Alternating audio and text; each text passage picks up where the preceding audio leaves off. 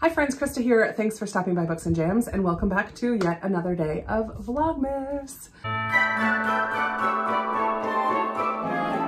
Today we're going to be doing a wintry, Christmassy tag, and it's one that I've just discovered. It's a newer creator who just created this tag called the Let It Snow book tag. The creator of this is Paperbacks and Planners, and she is a relatively newer channel, and so I will link her original tag down below. Feel free to check it out and do this tag if you want to. I'm not going to be tagging anybody specifically, but if this is something that sounds fun to you, go ahead and do it.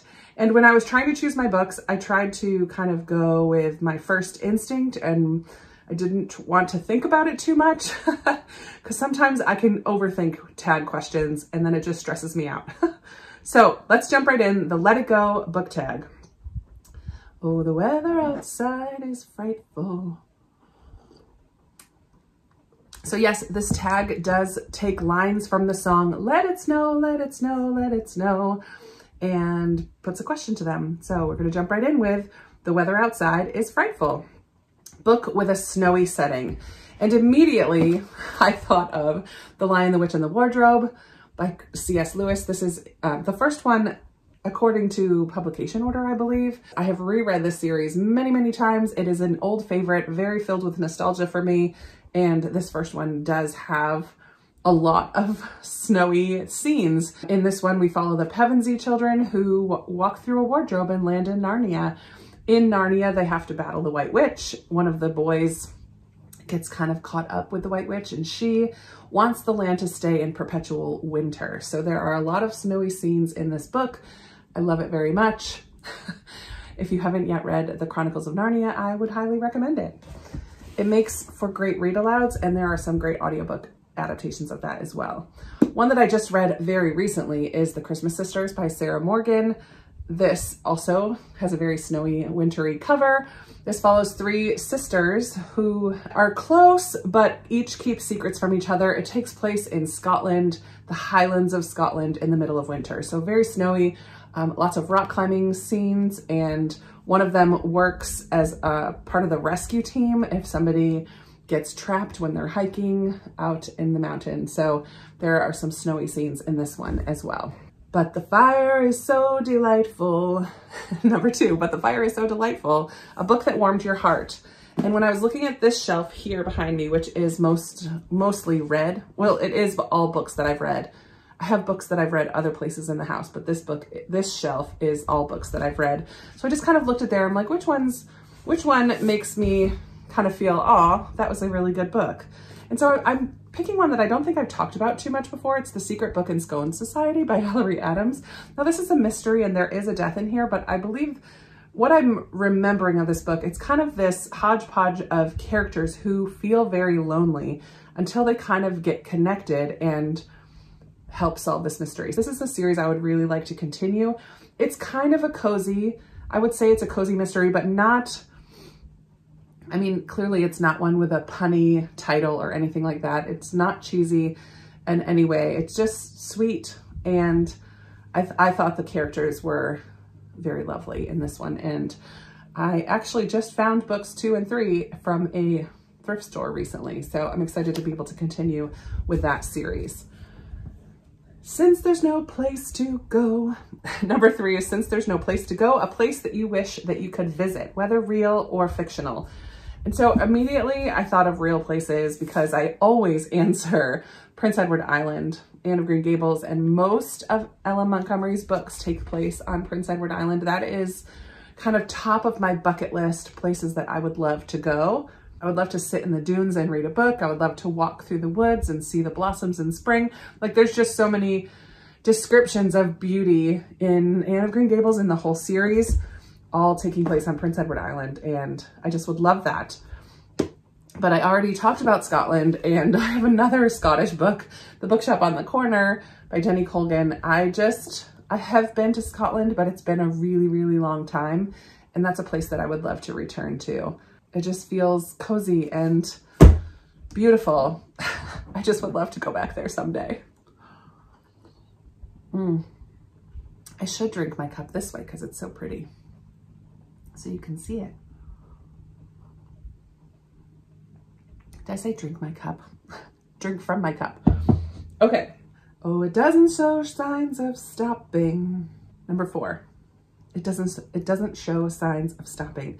A series that you're in the middle of. I grabbed 3 because I'm in the middle of a lot of series, and I will be doing a video hopefully before the end of the year, probably not part of Vlogmas, but I will be doing a video where I give an update on where I stand with series and how many I read this year and what are my priorities for next year. But 3 of the ones I'd like to make progress in sooner rather than later is The Keeper of Lost Cities. This is book 5, Lodestar. I'm reading through this series with Amy Bowman. I have loved reading this with her.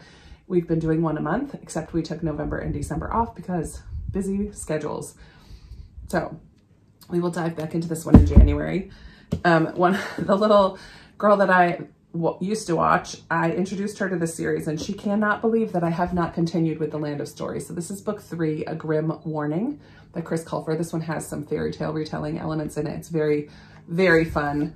There's always a nice, like this one doesn't have a map, but it has something, a character, it explains the timeline of the other world.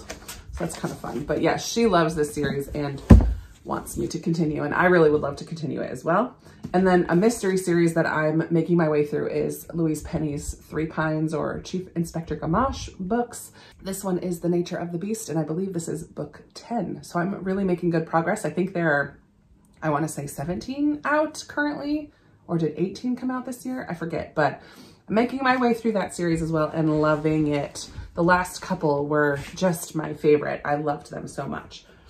But I brought some corn for popping. A book that I devoured. I could probably pick a ton of books, especially if I went on my book spreadsheet and found books that I read like within 24 or 48 hours. But one that jumped out to me as one that I just didn't want to put down is The Forest of Vanishing Stars by Kristen Harmel. This is a historical fiction, takes place in the woods outside of a town in the Black Forest in Poland. And this young woman is kidnapped when she was a young girl and learns how to survive, is taught how to survive in the woods. And then she is able to help Jewish refugees who are hiding from the Nazis in the Black Forest. And it just was so interesting. I loved the characters. I loved our main character. I forget her name now. Noah? No. Yona. I loved our main character, Yona. I loved the survival aspects of this and all the things that they had to learn and do to survive. And I just found it super interesting. So yeah, I flew through this one. Did not want to put it down. The Lights Are Turned Way Down Low. A book that kept you up all night. The Lights Are Turned Way Down Low, number 6. I was trying to think about, it's been a long time since I've stayed up really late reading. I just can't do that anymore. And I don't really read many scary books that would keep me up all night because of fear. But one of the creepiest books that I've read recently within this past year is The Sundown Motel by Simone St. James. I am not a fan of ghost stories in general, but I love Simone St. James's writing and I will read anything that she writes. And hers do have ghosts, and the ghosts in here were pretty creepy, especially at the beginning. So yeah, this is one that didn't literally keep me up all night, but it could have. I decided not to read it at nighttime after the first night of being a little bit creeped out.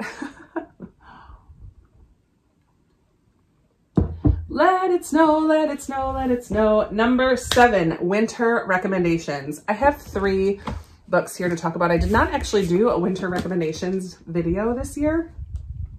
So, I did like my Christmas books that are on my shelves, but I did not do a winter recommendations. I do have one from last year, I believe, or 2 years ago, and I can link that for you. It'll be over here. But I did find a couple, 2 that I've read and one that I haven't yet read. No, 2 that I haven't yet read and one that I have. When I did my Christmas books, I didn't realize that this would probably be a good Christmassy time read. This is The City Baker's Guide to Country Living by Louise Miller. This has a very wintry, cozy cover. And I did hear that this takes place over Christmas time. And it's about a pastry chef. She escapes to a town in Vermont. Something happens in her restaurant in Boston, and she starts cooking for the people in this town in Vermont and discovers that she's not quite as alone as she maybe thought she was. So it feels cozy, maybe more wintry than Christmassy. So I might try to read that maybe in between Christmas and New Year. It feels like it would be a good time for that one. I had this next one on my anticipated reads for the last quarter of the year.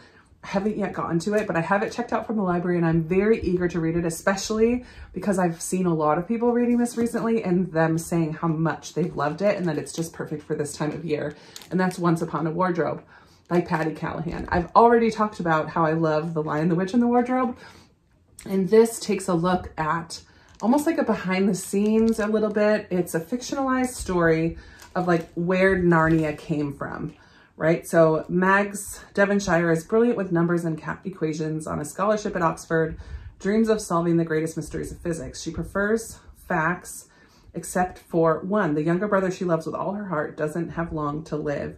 When George becomes captivated by a brand new book called The Lion, the Witch, and the Wardrobe, and begs her to find out where Narnia came from, there's no way that she can refuse him. Oh man, this is gonna be heartbreaking, I just know it. Despite her timidity about approaching the famous author, Megs soon finds herself taking tea with the Oxford Don and his own brother, imploring them for answers. So Megs tracks down C.S. Lewis and starts talking to him about Narnia and about her brother who seems to be dying. And just, I've heard that I'm gonna need the tissues for this one, but it is, I mean, it has a wintry cover on there and it does feel like a good wintry read and I'm really hoping to get to it soon. And then the third one I read last year at New Year's, and New Year's is the perfect time to read this book, This Time Next Year by Sophie Cousins, because the whole thing takes place on New Year's Eves throughout time. So we kind of hop around to like New Year's Eves of the past and present day New Year's Eve. But Minnie, she was born on New Year's, but she was not the first baby born on New Year's in this town. And this other man was. And so she feels like her life is very unlucky and this other guy seems to have all the luck. And we kind of learn about that first year when they were born and what happened, and their moms actually knew each other, and then when they meet throughout time, and eventually it's a romance, so their story of coming together.